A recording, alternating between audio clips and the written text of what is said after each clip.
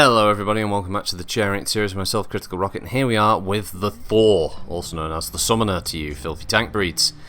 The Summoner is a 70-tonner, and it's the first of the clan 70-tonners I thought to tackle. Originally it was going to be the Nova Cat, but I thought, no, this is one of the classics and it should be done first for the Chariot series. And we have a variant that I was actually surprised never really made it into the base game of MWO, which is the A variant, which is a pretty straightforward build. It's a large pulse laser, a SRM6, and a Gauss rifle. I think the reason it probably didn't make the cut for the original clan pack in MWO was there were already a lot of variants in there with other mechs that came with Gauss rifles. And I guess at the time PGI didn't want to sort of oversaturate the amount of clan Gauss spam that was going on, because there was a lot of it at the time, especially things like jump sniping and stuff, so I can understand why this was left out. Of course, it's fairly simple to build as well, and it's also great because it's a build that's never really going to overheat.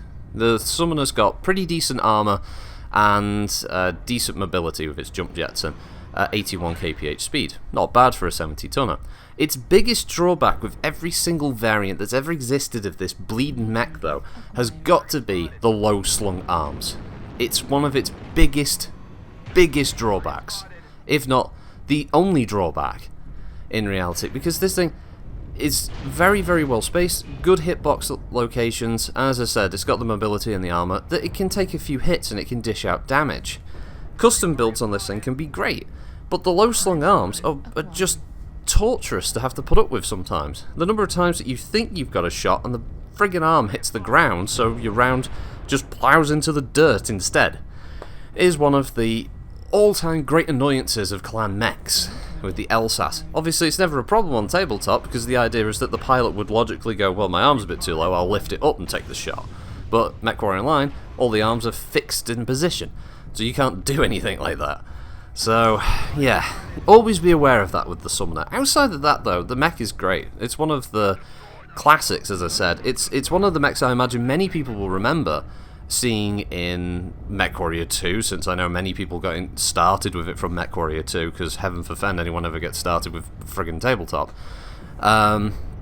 So, yeah, it was in the intro for that. Obviously, it was the mech used by Nikolai Malthus, even though visually it was a bit different with the centered cockpit and all the rest of it. Not sure why that was the case, but yeah, it's got a history. It's I guess it's seen as being like a commander's mech as well, something that's used for close-up brawly combat. But this is actually a long-range variant of it, as you can tell by the loadout. The SRM6 is the only thing that's logically supposed to be used for close-range combat, but all three weapon systems work fairly well together. As I said, it doesn't really overheat, and it's a lot of fun. If you've never tried out the Summoner, I'd recommend having a go. It's fun for that reason.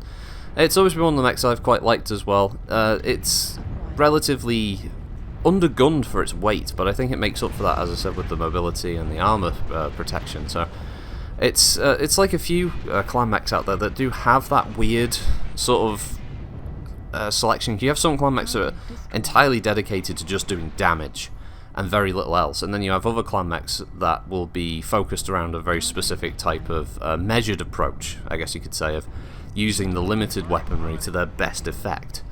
And this is a good example of that approach by the clans, and it helps that it looks cool. It's definitely one of the coolest looking of the original clan mechs, that alongside obviously the Loki or the Hellbringer. So yeah, that's the thing, a lot of the original clan mechs look really, really good. The designs were spot on for them back then, and I think that's one of the things that really carried them. Not just the overpowered stats of the time, but just the fact that they do look really, really good. Very distinct. You can tell them apart instantly. There's a lot of non-humanoid designs in there mixed in with some of the more humanoid designs, so they're a really good split. And I'm looking forward to what the new tabletop version is going to look like from this Clan Invasion Kickstarter, because yeah, that looks special.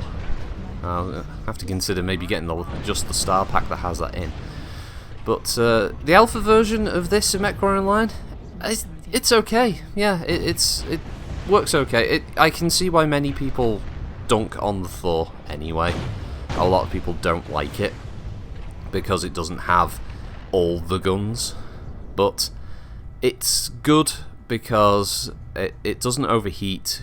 You can take your time, you can focus your shots. Your limited weaponry allows you to better focus on what range you should be engaging at and keeping up with your movement. And as long as you remember to fire when you've got a nice clear target with no intervening like small molehill in the way for the arms to clash with, you're pretty good.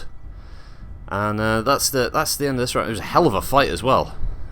Really, really good match. It could have gone either way, and yeah, it was fun. It's always good to have a match like that. And I think my damage was okay. I can't remember damage. It's the preview window, and this is small and a gnat's chuff, so I can't tell from here. But that was the Thor Alpha. So thanks for watching, everyone. Hope you have a good week, and we'll see you next time. Bye bye.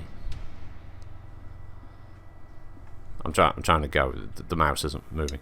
There